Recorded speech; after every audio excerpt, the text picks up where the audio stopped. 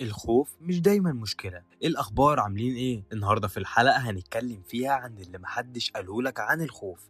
الخوف اللي دايما مش عدوك، أوقات هو اللي بيشكلك أصلا. وخليني أقولك حاجة يمكن غريبة شوية، الخوف مش دايما مشكلة. أوقات الخوف هو أكتر حاجة بتقولك الحقيقة، واحنا اتعلمنا إن الخوف حاجة لازم تخلص منها وما تخافش وواجه وابقى قوي. بس محدش قالنا إن الخوف ساعات بيكون رسالة، ورسالة إن في حاجة مهمة، إن في خطوة جديدة، وإن في حاجة ممكن تغير حياتك أصلا.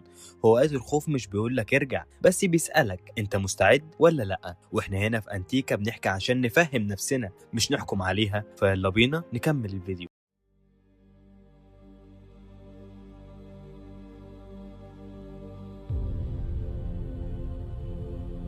تعالوا بقى نبدأ الكلام بتاعنا في الحلقة النهاردة عن كل خطوة كبيرة بنخش فيها في حياتنا. يعني يبقى انت دايما بتخش اي موقف تبقى خايف، زي اول مرة تتكلم قدام الناس، واول مشروع، واول قرار مختلف تاخده في حياتك.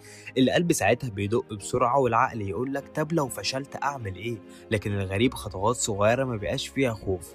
وهقولك ليه، لانها ما بتغيرش اي حاجة. اوقات الخوف علامة انك قربت من حاجة كبيرة. وخليني اقولك ان المفاجأة هنا ان الناس فاكرة ان الشجاعة يعني ما تخافش، لكن الحقيقة ان الشجاعة انك تتحرك رغم الخوف اللي جواك.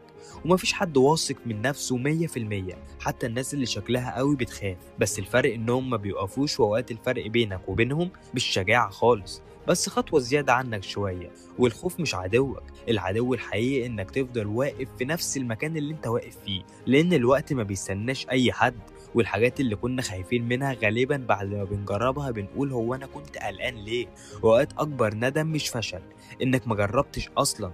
ويمكن الخوف اللي عندك مش علامة ضعف، يمكن علامة انك واقف على باب جديد، باب شغل بقى، او باب فكرة، او باب نسخة مختلفة منك. ايا كان الباب ايه هو، وانت واقف وبتفكر. واوقات الحياة كلها بتتغير بخطوة صغيرة رغم الخوف. واللي عايز اقوله لك ان اللي محدش قاله لك عن الخوف انه مش بيوقفك نهائي، انت اللي بتقرر ساعتها تسمعه او تعدي من جنبه. ويمكن المرة الجاية لما تحس بالخوف تفهم انه مش نهاية الطريق، يمكن ده بداية الطريق اصلا. والحلقة الجاية هنحكي فيها عن الندم، وليه الحاجات اللي ما عملناهاش ساعتها بنندم عليها بتفضل في دماغنا اكتر، بتاخد وقت اكتر في دماغنا بكتير جدا. الحلقة الجاية هنحكي فيها عن اللي محدش قالهولك عن الندم. يلا سلام.